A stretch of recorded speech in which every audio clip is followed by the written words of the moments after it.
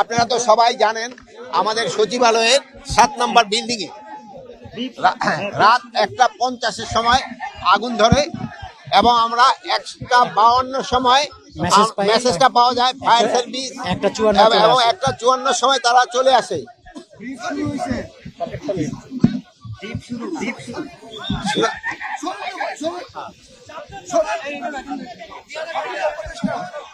আমি আবারও বলতেছি যে আমাদের সচিবালয়তে আমাদের আপনারা কথা বলতে আমি কি বলবো বলেন,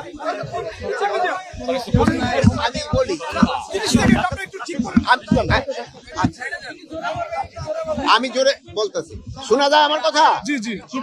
আমাদের সচিবালয়ের 7 নম্বর বিল্ডিং এ 1:50 মধ্যে আগুন ধরে 6 তলায় এবং আমাদের ফায়ার ব্রিগেডকে 1:52 খবর দেওয়া হয় এবং তারা 1:54 থেকে তাদের কাজ শুরু করে এবং সকাল 8টায় আমাদের 8:05 আমাদের আগুন সম্পূর্ণ নিয়ন্ত্রণে আসে এবং এই ঘটনায় আমাদের ফায়ার ফাইটার একজন শাহাদাত বরণ করেছেন, আল্লাহ তাকে বেহেশত নসিব করুক, ইন্না লিল্লাহি ওয়া ইন্না ইলাইহি রাজিউন। উনি হলো রোড অ্যাক্সিডেন্টে মারা গেছে। উনি একটা পাইপ নিয়ে সচিবালয় থেকে রাস্তা পার হয়ে সচিবালয়ের দিকে আসতেছিল, এই সময় একটা ট্রাক তাকে ধাক্কা দিয়ে তারে আহত করেন এবং পরে তারে হসপিটালে নেওয়ার পরে উনি শাহাদাত বরণ করেন, ইন্তেকাল করেন। আর এর সাথেও আরো 2-3 জন সামান্য আহত হয়েছে, তারা সবাই সুস্থ আছে। আমরা এখন ভিতরে কি হচ্ছে তা আমরা ভিতরে দেখবো এবং পুরা সার্চ করার পরে কোনো কিছু পাওয়া যায় কিনা আমরা আপনাদের জানাতে পারবো।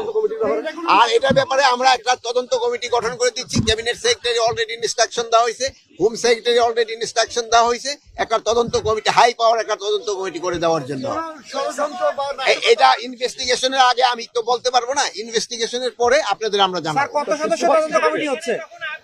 এখন তদন্ত কমিটি কত সদস্য হইতে 5 জন হইতে পারে, 7 জন হইতে পারে, 9 জন হইতে পারে, 11 জন হইতে পারে। এই মুহূর্তে তো আমরা পরে আপনারা জানাই দিতে পারেন।